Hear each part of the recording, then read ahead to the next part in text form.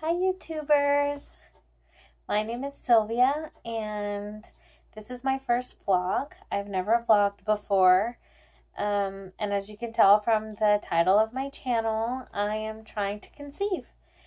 And the reason why I wanted to start vlogging is because I've been really inspired by other women who have vlogged about their TTC journeys, and I just basically wanted to share my journey with everybody and hope that I can inspire somebody else maybe to not be ashamed of having a hard time trying to conceive, or maybe you don't have a hard time trying to conceive, but it's just in general can be a process. So I just enjoy the fact that this is kind of a community and we can share stories and sorrows and triumphs and everything together. And it's something that connects us all as women who are going through something similar. And so I thought maybe I would try it out and see how it goes. And so this is my very first vlog, and I wanted to just kind of introduce myself and let the world know who I am and what I'm doing here. So like I said, my name is Sylvia, and I will be 30 next Friday. I don't have any children of my own. I have 3 beautiful stepchildren, 2 girls and a boy, and they are super precious, love them to death. But my husband and I are ready to expand on our family, and we're ready to have a child of our own. And so we have basically started this journey last year, I would say, was when we really started to be more proactive about what we needed to do as far as trying to conceive. I was diagnosed with PCOS when I was 13 years old. And so I got really abnormal menstrual cycles, and sometimes I would go months without getting anything. And so what I did was I went on birth control, and that helped regulate my periods, but it made me very hormonal, and I didn't take very well to that, and neither did the people around me, needless to say. And at some point I went off of them because there was really no need for me to be on it anymore. I wasn't sexually active. I wasn't in a relationship. I wasn't trying. So I went off of birth control. And then in 2010, I didn't get a period anymore at all. And since then, I've had Prevera to induce a period probably maybe 4 or 5 times between now and then. And last year I had a surgery to remove a cyst from the outside of my ovary. And that's when we talked to a specialist, not in an actual clinic, but I was going to a university hospital where there was a specialist there, and we talked about us being referred to California IVF Center.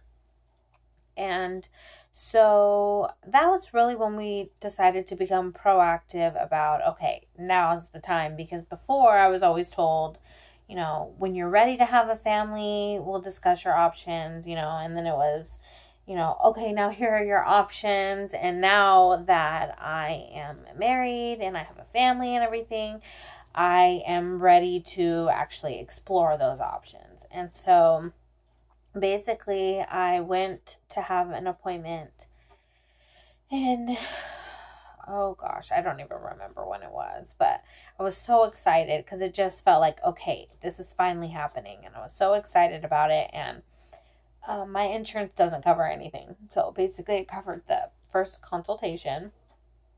And that was basically just going over all my medical history with the specialist, which he did my surgery. He did my surgery the year before, so he basically knew. Oh, in April. That's when I went. I went in April. And it was there that we came up with a game plan. So basically, like, okay, when you have the coverage and you come back with the respect of, certain testings and stuff, this is the game plan that we have for you. And so basically what we came up with is that we would do a ovulation induction, basically put me on Femera, and we would, monitor with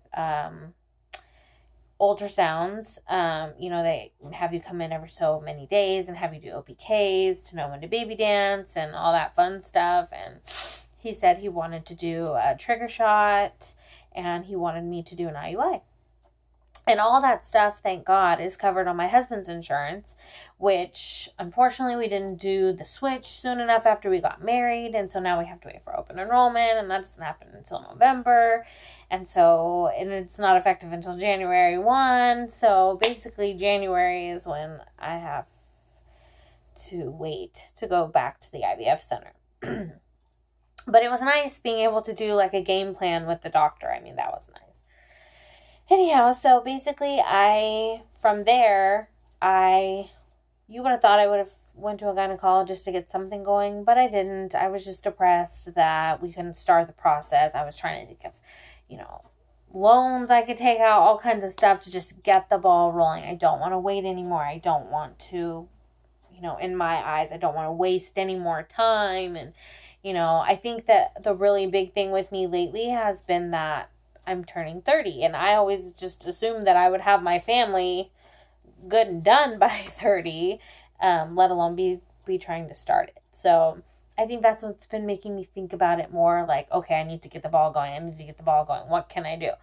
So I went to see, in July, a gynecologist, and she prescribed me Permetrium because she basically said, I just want you to be shedding your lining every month as much as possible. Excuse me, my nose is getting wiggles. And I was totally game for that, totally fine. I've always taken Provera, but she said, prescribe you Permetrium, and I'm totally game. She's the doctor, no big deal. It's the same thing, essentially, as Provera. Unfortunately, though, I did not respond to it. I waited about 2 weeks. I still never got a period. To this day, I still haven't gotten a period from it. So, I have what's called my chart, and that's how I correspond with my gynecologist. And so I basically let her know, hey, I didn't get a period. Would you please prescribe me Provera? And she did. And the very next morning I went and got it. And I am currently on my 6th day of taking it, of 12 days that I have to take it. Which is, I didn't even think about the timing, because if I would have thought about the timing, I would have waited a couple of days to take it, because now I'm probably going to get my period around my birthday. But, oh well, it is what it is. I'll just be happy that I'm getting a period. It's not like I drink and get all crazy anyways to be having some wild night with my husband, but it's just the idea, I guess, being on your period on your birthday doesn't exactly sound nice. So it's a good thing we're only going out to dinner that night. But that basically brings me to the current date.